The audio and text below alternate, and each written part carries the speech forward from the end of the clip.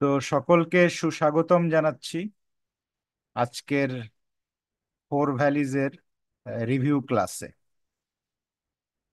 তো আমাদের মধ্যে দুর্লভ ম্যাক্স রয়, যিনি গত ক্লাস থেকে আমাদের সাথে যোগ দিয়েছেন, আজকে তার দ্বিতীয় ক্লাস এবং আশা করি দুর্লভ ম্যাক্স রয় আমাদের সাথে এই জার্নিতে থাকবে।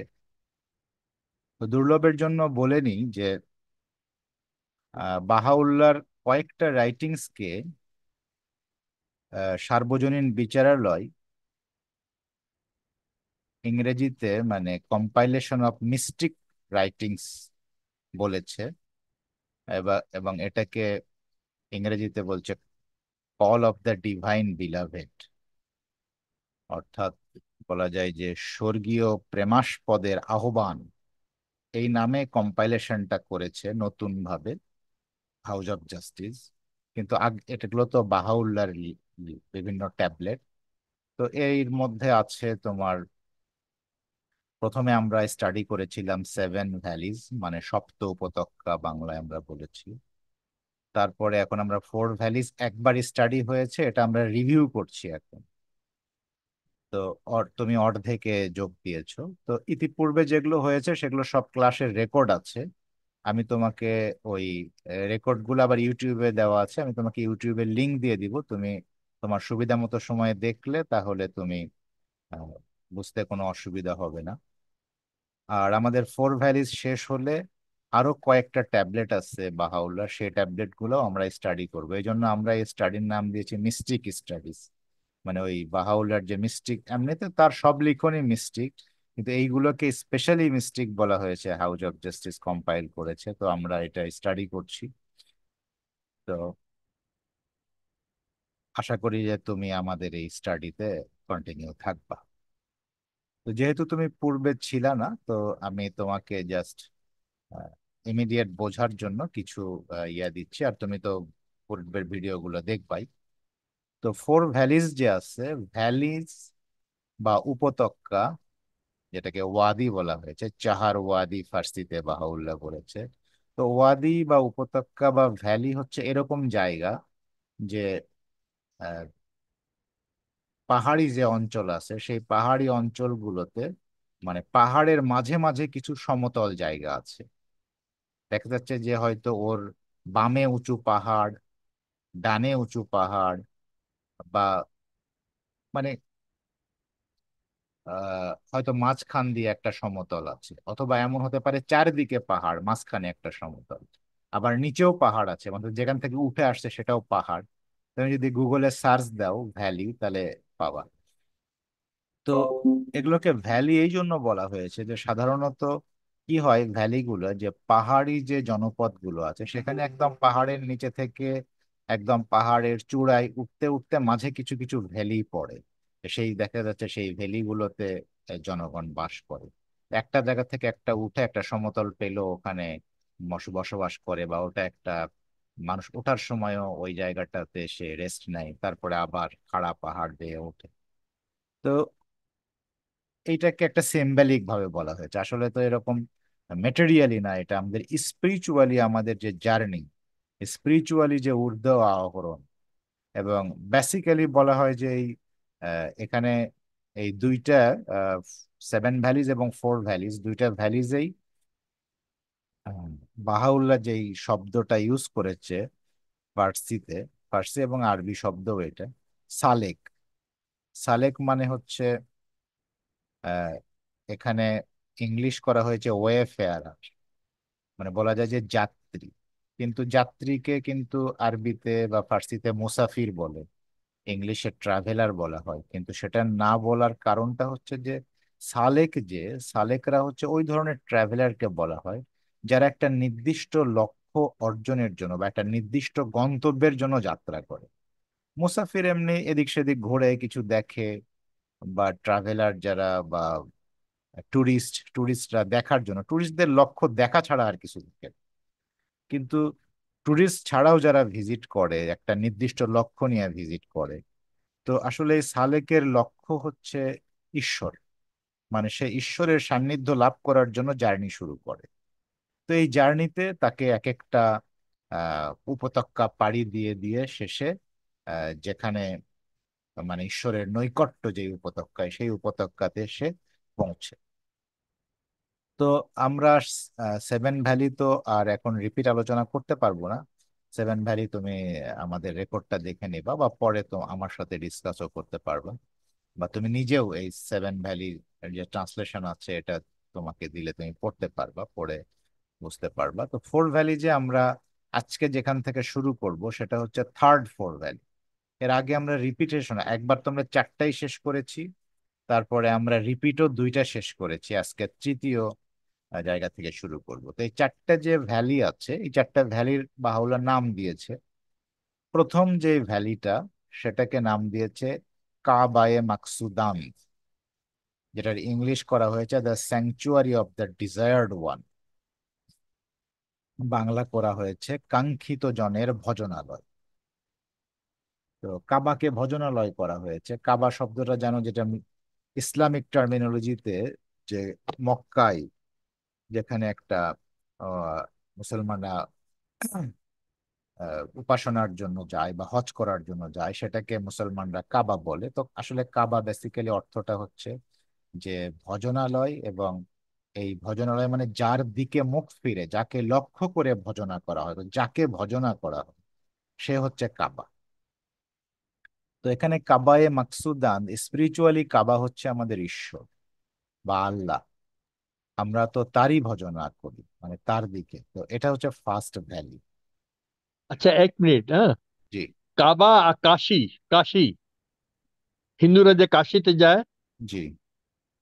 ওটা কি কাবার সাথে তুলনা করা যায় না?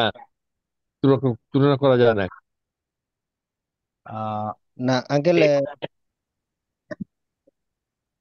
মানে কাশির সাথে, কাশির সাথে ধরেন ওই হজের তুলনা কর, মানে আমাদের যেরকম হজ করি, হজ হচ্ছে আসলে তীর্থ ভ্রমণ। তো হিন্দুদের ওইরকম অনেক তার তীর্থ আছে, তার মধ্যে কাশী আছে, বৃন্দাবন আছে, মথুরা আছে। তারপরে যেমন বুদ্ধিস্টদের তীর্থস্থান হচ্ছে গয়া, বুধ গয়া। তো এগুলো তীর্থস্থান হিসেবে ওটার সিনোনিম। কিন্তু ওনারা আবার ওগুলো কাবা, যেমন মুসলমানরা কাবা, যেখানে কাবা যে বাইতুল্লাহ আছে, ওটাকে ওরা কাবা মনে করে, এবং ওটার দিকে যে যেখানেই থাকুক ওটার দিকে মুখ করে উপাসনা করে। কিন্তু আমাদের হিন্দু বন্ধুদের উপাসনার জন্য তারা কিন্তু কোনো একটা মানে এই ফিজিক্যালি কোনো একটা দিকের দিকে মুখ করে না। কিন্তু যদি আবার স্পিরিচুয়াল দিকে বলি, তাহলে আসলে হিন্দুদেরও কাবা কিন্তু হচ্ছে ঈশ্বর, তারাও ঈশ্বরের নৈকট্য লাভের জন্য চিন্তা করে। মুসলমানরাও ঈশ্বরের নৈকট্য, বাহাইরাও। তো যদি ওই ঈশ্বরের নৈকট্যটাকে লক্ষ্য করা হয়, মানে ঈশ্বর যদি লক্ষ্য হয়, তাহলে এখানে আসলে ঈশ্বর বা আল্লাহ বা খোদা যেটা বলি, তিনি হচ্ছেন আসলে কাবা। সেই সেন্সে আবার সবার কাবা সমান। আর যদি আপনি অ্যাজ এ প্লেস চিন্তা করেন, তাহলে কাশী, গয়া, তারপরে আহ, মথুরা, বৃন্দাবন, এগুলো তীর্থস্থান। তো আবার মুসলমানদের যেটাকে কাবা ধরা হয়, সেটাও মুসলমানদের তীর্থস্থান। তো তীর্থস্থান হিসেবে সিনোনিম।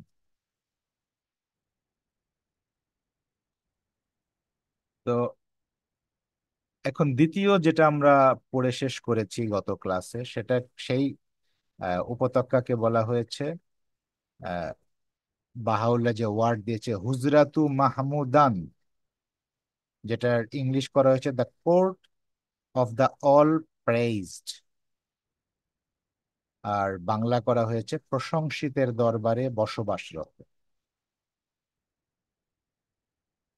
বা প্রশংসিতের দরবার বলা যায়।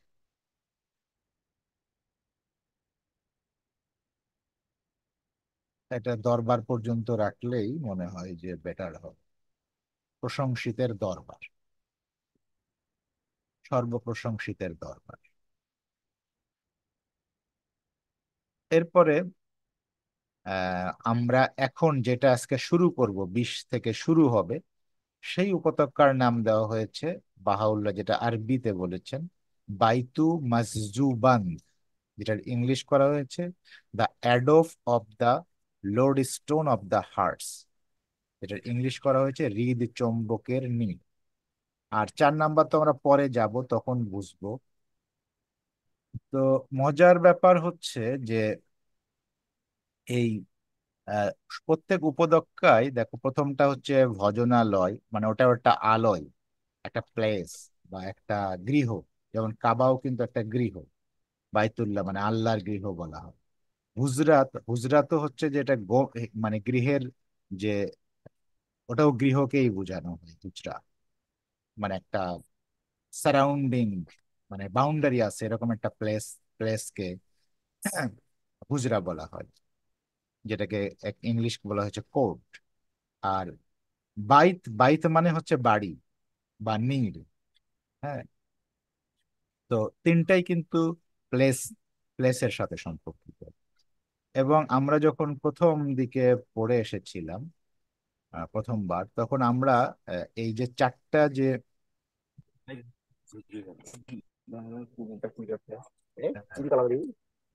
আচ্ছা, আমাদের মাঝে ইতিমধ্যে কিছু বন্ধুরা যোগ দিয়েছে, আমি তাদের নাম বলি। যেমন আমাদের মাঝে নাসির ভাই যোগ দিয়ে, নাসির ভাই ওয়েলকাম।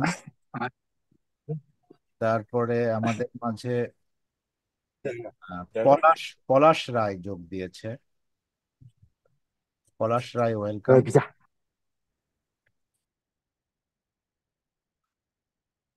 তো যেটা বলছিলাম, আরো এক বন্ধু, আঙ্কেল। আল্লাহ আভাব, আরো একজন বন্ধু যোগ দিয়েছিল, কেটে গেল না লিভ নিল আমি ঠিক জানি না। আহ, ঠিক আছে, যদি কেটে যায় থাকে হয়তো উনি আবার জয়েন করবে। তো আমরা আহ, আজকে যেটা পড়বো, সেটা পড়ার আগে, আচ্ছা, আমরা প্রথম যে এই যে চারটা যে আহ, উপত্যকা, এটাকে আমরা আহ, যে একটা সুফি ধারা যে আছে ইরানে, একটা সুফি ধারার সূচনা হয়েছিল, যেটা মুসলিমদের সুফি ধারা, সেই সুফি ধারাতে একটা কথা বলা হয়, সেটা হচ্ছে যে শরিয়ত, আহ, মারেফাত, তরিকাত, হকিকত। এবং আমরা যখন প্রথমবার এই চারটা পড়ে শেষ করেছিলাম, তখন আমরা মোটামুটি বুঝতে পেরেছিলাম যে এখানে বাহাউল্লাহ এই চারটা উপত্যকার যে বর্ণনা দিয়েছেন, তার মধ্যে বেসিক্যালি উনি চারটা পথ, যে আহ, সুফি ধারার যে চারটা পথ, সেই চারটা পথেরই উনি বর্ণনা দিয়েছেন। তো প্রথমটা হচ্ছে শরিয়ত, যে কাবায়ে মাকসুদান। সেখানে আমরা প্রথমটার রেকর্ড যদি আমরা আবার দেখি, তাহলে দেখবো যে ওখানে সালেককে বলা হয়েছে যে সালেক এখানে ঈশ্বরের প্রতিটি নিয়ম কানুন বিধান পুঙ্খানুপুঙ্খ মেনে চলে। তো শরীয়ত মানে কিন্তু বিধান, আইন বা ল। তার মানে হচ্ছে যে ঈশ্বরের যে বিধান, আইন, ল, সেটাকে কমপ্লিটলি মানলে সেটাকে বলে শরীয়ত।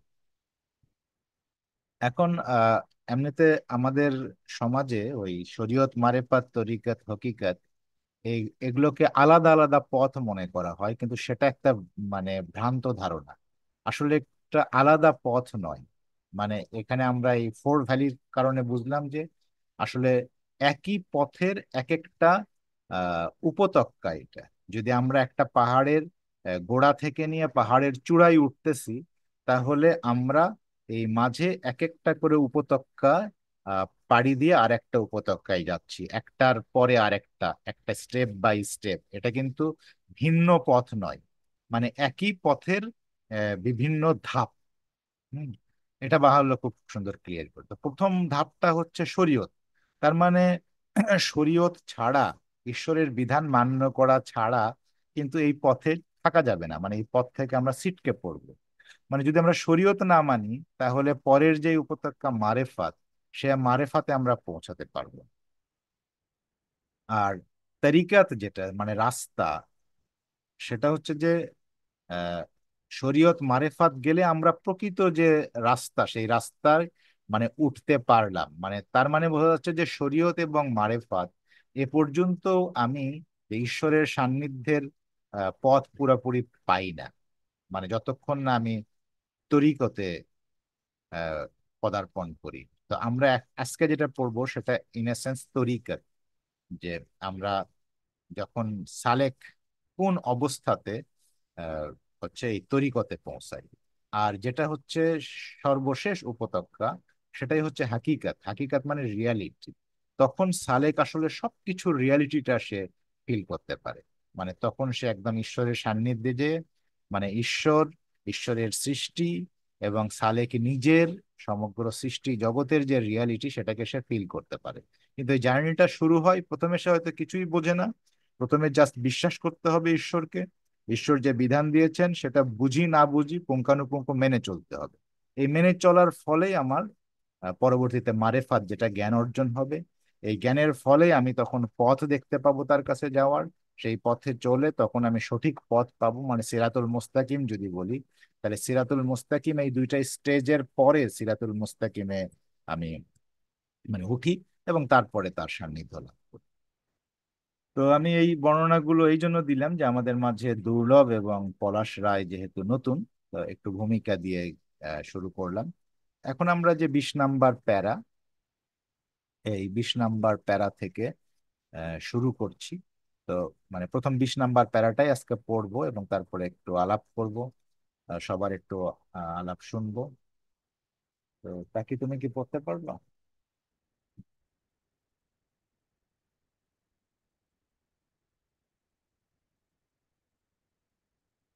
তুমি পড়ো, ইংলিশ বাংলা দুটাই। 20.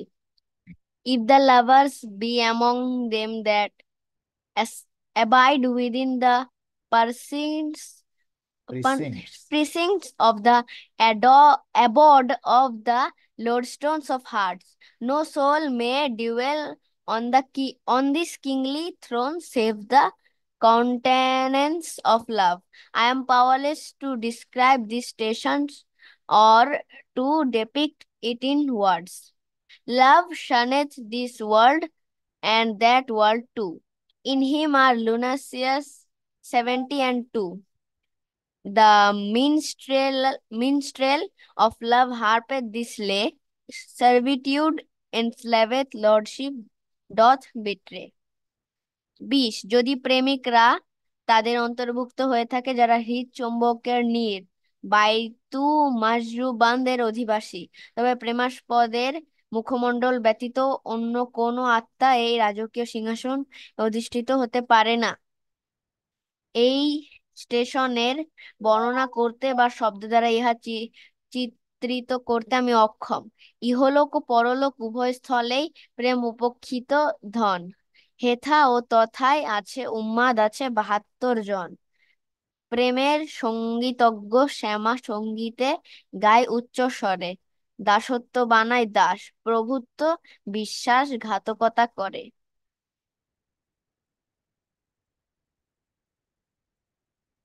তো আমি একটু আমার উপলব্ধিটা বলি, তারপরে সবার উপলব্ধি শুনবো, বা যদি কেউ কোনো প্রশ্ন থাকে সে প্রশ্ন নিয়েও আলোচনা করব। তার আগে আমাদের হয়তো 10 মিনিট পরে কেটে যাবে।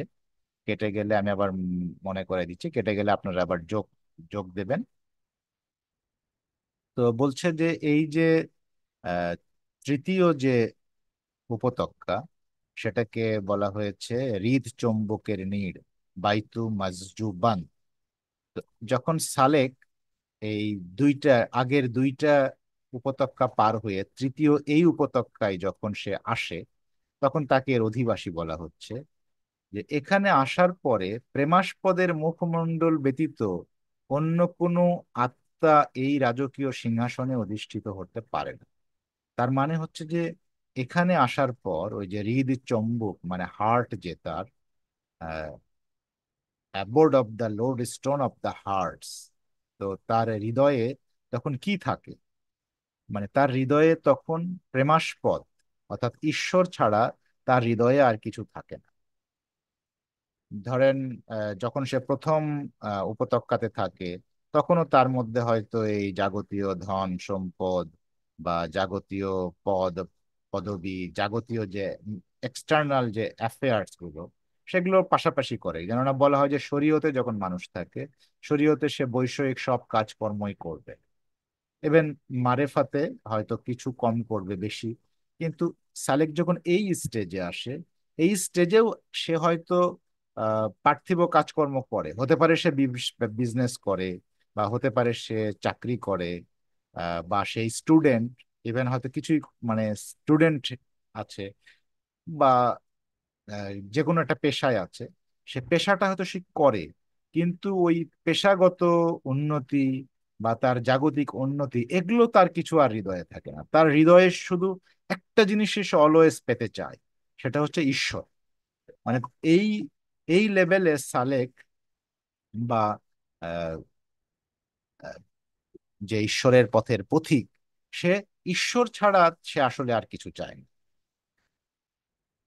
এবং পার্থিব যে অ্যাফেয়ার্স গুলো করে সেগুলো সেই জন্য করে যে পৃথিবীতে বেঁচে থাকলে তাকে তো এগুলো করতে হবে। যেমন সে খায়, তখনও খায় এই উপত্যকাতে এসে, কিন্তু কেন খায়? এই পৃথিবীতে তাকে বেঁচে থাকতে হবে, সেই জন্য যতটুকু প্রয়োজন ততটুকু খায়। কিন্তু খাওয়া তার মুখ্য উদ্দেশ্য না, তখন তার মুখ্য উদ্দেশ্য হচ্ছে ঈশ্বর। হয়তো সে পারিবারিক কাজকর্ম করছে, পরিবারের সবার দেখাশোনাও করছে, এটা তার উদ্দেশ্য না, তার উদ্দেশ্য হচ্ছে ঈশ্বর। তো মোটামুটি বলা হয় যে এই উপত্যকাটা হচ্ছে কোনো মানে আমরা নিজেকেও জাস্টিফাই করি, যে করতে পারি যে আমি কোন উপত্যকায় আছি। যদি মনে হয় যে আমি এখন এমন একটা অবস্থাতে আছি যে অবস্থাতে আর ঈশ্বর ছাড়া আমার আসলে আর কিছু চাওয়া পাওয়ার নেই, আমি যা পাই তাতেই হ্যাপি, কিন্তু আমার দুঃখ হচ্ছে ঈশ্বরের থেকে দূর, এবং আমার আনন্দ হচ্ছে ঈশ্বর প্রাপ্তি, তখন বোঝা যাবে যে আমি এই উপত্যকায় বসবাস করছি। এবং উনি এটা আরো সুন্দর করে বোঝার জন্য জালালউদ্দিন রুমি ওনার মাসনবী শরীফের ফার্স্ট ভলিউমের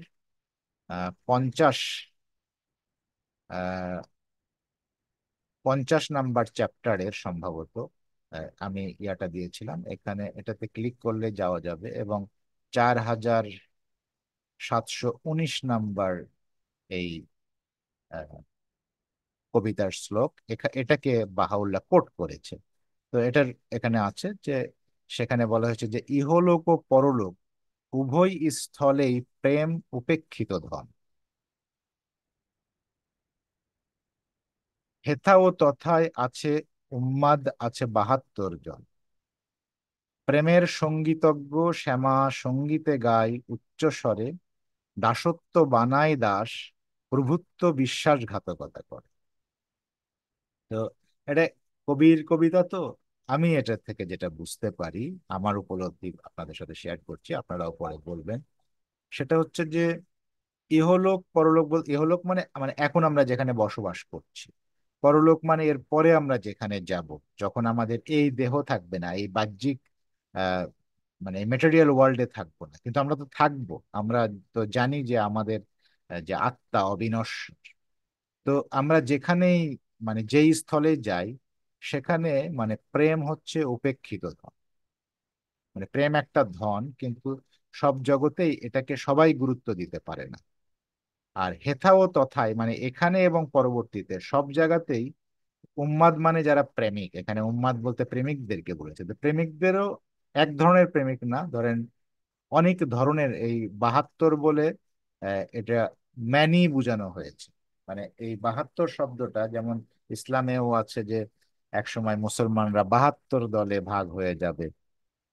হ্যাঁ, কেউ কেউ বলছে 73 দলে ভাগ হবে, 72রা ভুল পথে যাবে, একটা ভালো থাকবে।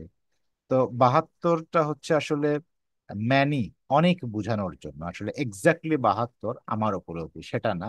তার মানে বোঝা যাচ্ছে যে এখানে এবং সেখানে অনেক রকমের উন্মাদরা আছে, পাগলরা আছে। তো তার মধ্যে যেটা আহ প্রেমের সঙ্গীতজ্ঞ মানে যারা প্রেমের পাগল, হ্যাঁ, তারা শ্যামা সঙ্গীত গায় উচ্চ স্বরে, মানে তারা ঈশ্বরের গুণগান করে। তো এটাই ওয়ান টাইপ অফ পাগল। আর দাসত্ব বানায় দাস প্রভুত্ব বিশ্বাসঘাতকতা করে, যে যদি প্রেম না থাকে তাহলে দাসত্ব দাস বানাবে এবং প্রভুত্ব বিশ্বাসঘাতকতা করবে। সো এই দাসত্ব প্রভুত্ব এই সব কিছুর ঊর্ধ্বে মানে প্রেম, সেটাকেই এখানে আহ, খুব ইম্পর্টেন্ট হিসেবে বোঝানো হয়েছে। তার মানে যদি আমি এক কথায় আমার উপলব্ধিটা বলি, যে সেটা হচ্ছে যে এই তৃতীয় যে উপত্যকা, সেই উপত্যকাটা হচ্ছে তাদের উপত্যকা, অথবা তারাই এই উপত্যকার অধিবাসী যারা শুধু ঈশ্বরের প্রেমে পাগল। ঈশ্বর ছাড়া বাকি সবকিছু তাদের কাছে অর্থহীন। এবং ঈশ্বরকেও এখন ধরেন আগের যেই দুইটা উপত্যকা আছে, যেটা প্রথম এবং দ্বিতীয়, সেখানেও কি ঈশ্বরের প্রতি প্রেম থাকে না? সালেকের থাকে, কিন্তু ওইখানের সাথে এইখানের পার্থক্যটা হচ্ছে যে ওই দুই উপত্যকাতে ঈশ্বরকে, প্রথম উপত্যকাতে আমরা হচ্ছে দাস, ঈশ্বর হচ্ছে প্রভু। দ্বিতীয় উপত্যকাতে হচ্ছে যে ঈশ্বর মানে সেম জিনিসটাই আরো একটু ডিপ লেভেলের, মানে ওটা প্রথমটা হচ্ছে বিশ্বাসের, আর দ্বিতীয়টা হচ্ছে তখন আমার কাছে কিছু কিছু উপলব্ধি আসতেছে, নলেজ আসতেছে। কিন্তু যখন থার্ড উপত্যকাতে আসছে সে, তখন সেখানে প্রভুত্ব, দাসত্ব এগুলোরও ঊর্ধ্বে উঠে, মানে ঈশ্বরের সাথে আহ তার সৃষ্টির মধ্যে স্পেশালি মানুষ, ঈশ্বরের সাথে মানুষের সম্পর্কটা হচ্ছে প্রেমিক প্রেমিকার সম্পর্ক, মানে এটা প্রভু দাসের সম্পর্কের ঊর্ধ্বে। হ্যাঁ, এবং জানেন যে যদি প্রেমিক প্রেমিকার মধ্যে যদি প্রেম, সরি, প্রভু এবং দাসের মধ্যে যদি প্রেম না থাকে, লাইক দাস যদি প্রভুকে প্রেম না করে, তাহলে দাস কিন্তু প্রভুকে ফাঁকি দিতে পারে। আবার প্রভুও যদি দাসকে ভালো না বাসে, তাহলে প্রভুও কিন্তু দাসকে ঠকাতে পারে। একমাত্র ধরেন প্রেমই হচ্ছে একটা জায়গা, যে জায়গাতে মানে কেউ কাউকে ঠকায় না, মানে সবাই সবাই উইন, সবাই গেইন। তো এই উপত্যকাটা হচ্ছে প্রেমের উপত্যকা। এখানে ঈশ্বরের সাথে সম্পর্কটা প্রভু দাসের সম্পর্ক নয়, এখানে ঈশ্বরের সাথে সম্পর্কটা হচ্ছে প্রেমিক প্রেমিকার। সেই জন্য যে প্রেমাস্পদের মুখমণ্ডল ব্যতীত অন্য কোনো আত্মা এই রাজকীয় সিংহাসনে অধিষ্ঠিত হতে পারে। আমি ইয়াসিন ভাইকে অনুরোধ করছি, এবার আপনি যদি আপনার উপলব্ধিটা শেয়ার করেন। আমার উপলব্ধি কি বলবো, আপনি প্রথম থেকে যা বর্ণনা করেছেন, এই বর্ণনায় আমার চোখে ভাসছিল কাশ্মীরের ভ্যালি, কাশ্মীরের ওয়াদি আমার চোখে ভাসছিল। আর বুঝতে পারছিলাম যে অনেকগুলি গান আছে এরকম, আহ, वादी कश्मीर है जन्नत का नजारा, वादी कश्मीर है जन्नत का नजारा। তো সেই স্বর্গের দৃশ্যটা এই উত্তম ভ্যালির জন্য আমার চোখে ভাসা ছিল। আর আপনি যত সুন্দর করে বর্ণনা করেছেন যে বেশ ভালো লেগেছে। এতটুকু বলতে পারি যে আসলে এই যে কোনো কঠিন জিনিস, বেশ যে কোনো জিনিস অ্যাচিভ করতে হলে উদ্যম, এনার্জি, এসব এসব মানে পাওয়ার লাগে। মানে গঠন হতে গেলে পাওয়ার লাগে, ক্ষয় হতে গেলে কোনো পাওয়ার লাগে না। ক্ষয় হতে গেলে ফেলে দিলে মানুষ নিচে থেকে নিচে, নিচে থেকে নিচে পাতালে চলে যাবে। কিন্তু উপরে উঠতে গেলে এনার্জি লাগে। আর এই ভ্যালিতে উঠার জন্য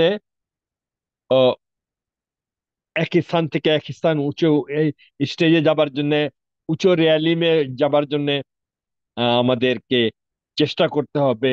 আমাদের আহ, ওই দিকে যাত্রা বলবৎ রাখতে হবে। আর আমাদেরকে এই এই এই এই উপরে চড়ার পথে আমাদের অনেক বাধা আসবে। দেখেন, আমরা যখন এক সিঁড়ি, দুই সিঁড়ি, তিন সিঁড়ি চড়ি, তো কত কষ্ট হয়। মানে হয়তো 6 তলা উঠতে পারা যাবে না, এই জন্য লিফট লাগানো হয়। তো এই যে উপরে উঠার যে কঠিন কাজ, এই কাজটা যতই আমরা কঠিন হোক, এই কাজটা অ্যাচিভ করতে হবে। তাহলেই আমরা ঈশ্বরের সান্নিধ্য পাবো। আর এই জগতে প্রত্যেকের যে রিয়ালেম আছে, মানে স্তর আছে, প্রত্যেকের আলাদা আলাদা স্তর আছে। সব এক স্তরে বসবাস করতে পারে না, সবার স্তর আলাদা আলাদা আছে। একই একই ক্লাসের একটা ছাত্র, 50টা ছাত্র আছে, দেখবেন 50টা ছাত্রের 50টা আন্ডারস্ট্যান্ডিং আছে। ঠিক ধর্মের মধ্যেও এরকমই আছে। তো এই ভ্যালি সম্বন্ধে যে আলাপ হলো, এটা এইভাবে বুঝলাম। আমারটা আমার ক্ষুদ্র আন্ডারস্ট্যান্ডিং আপনাকে বললাম। Thank you. জি, থ্যাংক ইউ আপনাকে। এবার আমরা দুর্লভের কাছ থেকে শুনতে পারি। দুর্লভ, তুমি যদি তোমার উপলব্ধি করো। আপনারা যেভাবে ট্রান্সলেশন করছেন ভাই, আমার আর কিছু বলার নাই, তো তাই বলছে ওভার। হ্যাঁ, সত্যি খুব সুন্দর করে বলেছে রহিম সারোয়ার, মানে কিছু বলার নাই তারপরে। পলাশ, যদি তোমার কিছু বলার বা কিছু প্রশ্ন থাকে। তো আমি এখানে একদম নতুন। আপনার কথা শুনি, তারপর একজন আঙ্কেলের কথা শুনি, মানে যেটুকু মানে বুঝলাম এখান থেকেই মানে কিছু শেয়ার করতে চাচ্ছি। হ্যাঁ, করো। তো প্রথম লাইনটা এখানে দেওয়া আছে যে যদি প্রেমিকরা তাদের অন্তর্ভুক্ত হয়ে থাকে যারা হৃদ চম্বুকের নীড় এর অধিবাসী। তো এই লাইনটা থেকে বুঝলাম যে চম্বুক চম্বুকের একটা ধর্ম আছে, সেটা হচ্ছে আকর্ষণ করা। তো যখন মানুষজন ঈশ্বরের প্রেমে পতিত হয় তখন ঈশ্বর এবং মানুষের মধ্যে মানে চম্বুকের মতো একটা আকর্ষণ সৃষ্টি হয়। তো ওই সকল প্রেমিকরা ঈশ্বরের যে স্বর্গীয় রাজ্য মানে ঈশ্বরের যেই স্থান আছে সেখানকার মানে অধিবাসী হয়। তারপর বলছে যে প্রেমাস্পদের মুখমণ্ডল ব্যতীত অন্য কোনো আত্মা এই রাজকীয় সিংহাসনের অধিষ্ঠিত হতে পারে না। তো এই লাইনটা থেকে বুঝলাম যে যারা ঈশ্বরের কাছ থেকে অনেক দূরে আছে, যেমন এই পৃথিবীর কামনা বাসনা এগুলার মধ্যেই বেশি আকৃষ্ট, তো তারা একসময় কি হয় যে ঈশ্বরের যে প্রেম আছে সেই প্রেম থেকে তারা অনেক দূরে চলে যায়। তারা ঈশ্বরের যে নিয়ম কানুন আছে সেগুলোকে ভুলতে শুরু করে। তারপরে তো আছে যে মানে চারটা লাইন যে ইহলোক ও পরলোকে উভয় স্থলেই প্রেম উপেক্ষিত ধন। তো এখান থেকে বুঝলাম যে আহ, ঈশ্বরের ঈশ্বরকে যদি পেতে চাই তাহলে মানে এই জগতে এবং ওই জগতে প্রেমের যে একটা সম্পর্ক সেটাকে ছাড়া আসলে ঈশ্বরকে পাওয়া অসম্ভব। তো একজন প্রেমিক যখন কারো প্রেমে পড়ে তখন সর্বসময় তার নাম গুণগান করতে চায়। তো এই ক্ষেত্রে এটা হলো প্রার্থনা, যে যখন একজন প্রেমিক ঈশ্বরের প্রেমে পড়বে তখন সে সবসময় চাইবে প্রার্থনা করার জন্য। এই প্রার্থনার মাধ্যমেই সে ঈশ্বরের একদম কাছে চলে যাবে এবং ঈশ্বরের একজন প্রেমিক হয়ে উঠবে। তারপরে লাইনটা বলছে যে হেথা ও তোথায় আছে উন্মাদ আছে 72 জন।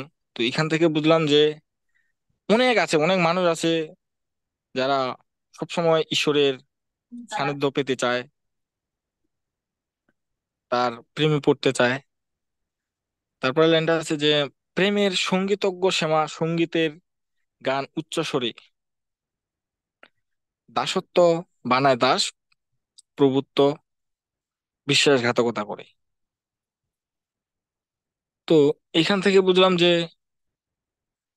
আহ যখন এই যে ঈশ্বরের আহ প্রার্থনা সমূহ আমরা পড়বো আর কি, তখন সবসময় আমরা ঈশ্বরের সান্নিধ্যে আর কি পৌঁছাবো। তো এইটুকুই আসলে, ছোট ব্রেনে আর কি বুঝবো। থ্যাংক ইউ, তোমাকে অনেক ধন্যবাদ। তো, তুমি পলাশ, ম্যাগনেটকে হ্যাঁ, নিয়ে জি। এসে খুব সুন্দর তোমার কথাকে যে সুন্দরভাবে প্রকাশ করেছো, ম্যাগনেটকে নিয়ে এসে খুব সুন্দর হয়েছে। Thank you. হ্যাঁ, হ্যাঁ।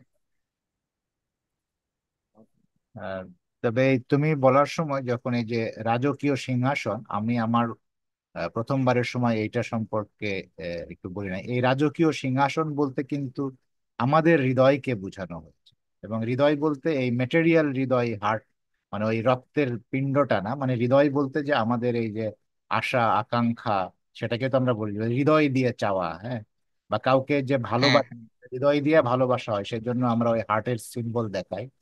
তো আসলে হৃদয় তো প্রেমের প্রতীক। তো মানে এই হৃদয়ে আর কারু আহ, এই হৃদয় সিংহাসনে আর কেউ ঈশ্বর ছাড়া কেউ অধিষ্ঠিত হতে পারে না। তার মানে হচ্ছে যে এই যখন কোনো সালেক বা কোনো ঈশ্বরের পথের পথিক সে যদি এই উপত্যকাতে পৌঁছায়, তখন তার হৃদয়ে ঈশ্বরকে পাওয়া ছাড়া আর কোনো কিছু পাওয়ার আকাঙ্ক্ষা থাকে না। মানে সেটাই আসলে বোঝানো হয়েছে। হুম, হুম, হুম। আর আরেকটা জিনিস, তুমি কথা বলার সময় যে এই যে ধরো প্রেম যদি না থাকে, যে আমরা আগের যে উপত্যকা ছিল যে ঈশ্বরের হুকুম পুঙ্খানুপুঙ্খ ভাবে পালন করা, এখন অনেক সময় আমি জাস্ট একটা উদাহরণ মাথায় আসলো তুমি যখন বলতেছিলা, যে যেমন বাহাই ফেইতে আছে যে একটার বেশি বিয়ে করা যাবে। এখন এই বিধানটা যদি ঈশ্বরকে ভালোবেসে, এটার কারণ কি? কারণ হচ্ছে যে ঈশ্বর কে ভালোবাসলে আসলে কে ঈশ্বরকে ভালোবাসে? যে ঈশ্বরের সমস্ত সৃষ্টিকে ভালোবাসে। তো তাহলে হাজবেন্ড অ্যান্ড ওয়াইফ তারাও আসলে সবাই ঈশ্বরের সৃষ্টি, একে অপরকে ভালোবাসবে, এই প্রেম বা প্রত্যেকের মধ্যে মানে প্রেমের সম্পর্ক থাকে। তো এখন মনে করো যে ঈশ্বরের এই বিধান পালনের জন্য এখন এই বিধান আছে যে একটার বেশি বিয়ে করা যাবে না, কিন্তু ধরো যে কিছু মানুষ আছে যে দেখা গেল যে সে হয়তো দেখা গেল যে তার ওয়াইফকে আর ভাল লাগছে না, তো আবার ঈশ্বরের বিধান আছে ডাইভোর্সও দেওয়া যাবে। তো তখন সে ডাইভোর্স করলো, করে হয়তো আরেকটা বিয়ে করলো। তো এইভাবে কিন্তু সে ঈশ্বরের বিধান মেনে কিন্তু মানতে পারে, বিধান ভঙ্গ করছে না, কিন্তু তার মধ্যে প্রেমের নাই। আবার আরেকটা জিনিস, আরেকটা উদাহরণ, যে ঈশ্বরের বিধান হচ্ছে যে আমাদেরকে দান দিতে হবে, কিন্তু ঈশ্বর কিন্তু দান দেওয়া বাধ্যতামূলক করেছে, কিন্তু কোনো পরিমাণ বাধ্যতামূলক করে। তো এখন ঈশ্বর দান দেওয়ার আইন আছে, আমি শরীয়ত মানতেছি, আমি একটা লামসাম দিয়ে দিলাম। বা ঈশ্বরের বিধান হচ্ছে যে সেবা করতে হবে, আমাকে ধর্মের সেবা করতে হবে, টিচিং করতে হবে, কি পরিমাণ টিচিং করতে হবে সেটা কিন্তু কিছু বলে দেওয়া নেই। তো যদি আমি, ঠিক আছে, আমি মাসে একদিন একটা টিচিং কাজ করলাম, বা দিনে 10 মিনিট একটা টিচিং কাজ করলাম, আর মনে করলাম যে আমি ঈশ্বরের বিধান পালন করি, বিধান পালনটা এরকম হবে। আর যখন আমি মধ্যে ঈশ্বরের প্রতি প্রেম থাকবে, এই বিধান পালনের ঊর্ধ্বে যখন প্রেমের লেভেলে যাবে, তখন আমি যখন দান করব, তখন দানের পরিমাণও বড় হবে। যদি সেটা অর্থনৈতিক দান হোক, সময় দান হোক, অথবা মানুষকে জ্ঞান দান হোক, শিক্ষা দান হোক, মানে সবকিছুই তখন কি হবে, প্রেমের লেভেল হইলে সেখানে আর কোনো ফাঁকিবাজি থাকবে না। কিন্তু আইন, আইন কিন্তু আছে, কিন্তু ধরো আইনের প্রতি যদি মানুষ শ্রদ্ধাশীল না হয়, তাহলে আইনের ফাঁকড় দিয়ে অনেক বেআইনি কাজ করা যায়, কিন্তু ধরা পড়ে না। তো তেমনি শরীয়ত, যারা শুধু শরীয়ত মান্য করবে, তারা কিন্তু শরীয়ত মানবে, ধরতে পারবেন না যে সে শরীয়ত মানছে না। কিন্তু যদি প্রেম না থাকে, তাহলে ওর মধ্যে দিয়ে অনেক ফাঁকি হয়ে যাবে আসলে। আর ফাঁকি, আমরা যদি ফাঁকি দেই, তাহলে কাকে ফাঁকি দেই? ফাঁকি দিলে আমরা নিজেকেই ফাঁকি দেই। কেননা আমি যদি ফাঁকি দেই ঈশ্বরকে, তাহলে আমি ঈশ্বরের কাছে যেতে পারলাম না। ঈশ্বরের মতো, মানে ঈশ্বরের চেয়ে বড় সম্পদ, বড় প্রাপ্তি তো আর কিছু নেই। এই বুঝ আমার হলো না মারেফাতে, মানে শরীয়তে কি হবে, ঈশ্বরের প্রতি বিশ্বাস করে তার বিধান মানার ফলে আমার মধ্যে ওই মারেফাত সৃষ্টি হবে, যে আসলে প্রকৃত জিনিসটা কি, প্রকৃত মূল্যবান জিনিসটা কি, বা আমার প্রকৃত লক্ষ্য কি হওয়া উচিত। তো মারেফাতের লেভেলে সেই প্রকৃত লক্ষ্য আমরা খুঁজে পাবো, যে ঈশ্বরই আমাদের প্রকৃত লক্ষ্য। আর তখন যখন এইটা খুঁজে পাবো, তখন এই উপত্যকাতে, তৃতীয় উপত্যকাতে এসে তখন আমরা ঈশ্বর ছাড়া আর কিছু চাইবোই না। ঈশ্বরের ছাড়া কোনো কামনা বাসনা আমাদের থাকবে না। যদিও আমরা সবকিছু হয়তো ব্যবহার করব। হ্যাঁ, সেটা একবার আমরা যখন প্রথমবার পড়েছিলাম, তখন একটা উদাহরণ দিয়েছিলাম, যে নৌকা আর পানি, যেরকম পানি ছাড়া কিন্তু নৌকা শুকনা দিয়ে চলে না, কিন্তু সেই নৌকায় যদি পানিতে যখন চলে, তখন যদি ফুটা দিয়ে পানি ওর ভিতরে ঢোকে, তাহলে নৌকা কিন্তু ওখানে ডুবে যায়। তো তেমনি এই যে জাগতিক বস্তু, সংসার, জগৎ সংসার, এগুলোকে আমরা অ্যাভয়েড করতে পারবো না যতদিন পৃথিবীতে বেঁচে আছি। কারণ এগুলো ছাড়া আমার আধ্যাত্মিক উন্নতি হবে না, ঠিক যেভাবে নৌকা ওই পানি ছাড়া চলে না। কিন্তু আমার আবার এই ফুটা, মানে ওই ফুটা দিয়ে যেন ভিতরে আহ পানি, মানে এই জগৎ সংসার ঢুকতে না পারে। জগৎ সংসার থাকবে আমার নায়ের নিচে, এটার উপরে আমি ভেসে থাকবো, আর নৌকার ভিতরে থাকবে আমার ঈশ্বর প্রেম। তো আমাদের নাসির ভাই যদি কিছু যোগ করতে চান, আপনি কিছু এখনো বলেন নাই, বা যদি কোনো প্রশ্ন থাকে। না, আমার বলার কিছু নাই, থ্যাংক ইউ। Thank you. তাকে কিছু বলতে চাও? তাহলে কারোই কিছু বলার নেই, তাহলে মনে হয় আমরা আজকে শেষ করতে পারি, কি বলেন? জি। জি, তাহলে সবাইকে অনেক অনেক ধন্যবাদ। আগামী রবিবার আবার আমাদের ক্লাস হবে, সবার সাথে আগামী রোববারে দেখা হবে এই প্রত্যাশা করে আজকে বিদায় নিচ্ছি। ঠিক আছে, ঠিক আছে। ওকে। আল্লাহু আকবার। ও আল্লাহ আল্লাহ আকবার। আল্লাহ হাফেজ। আল্লাহু আকবার।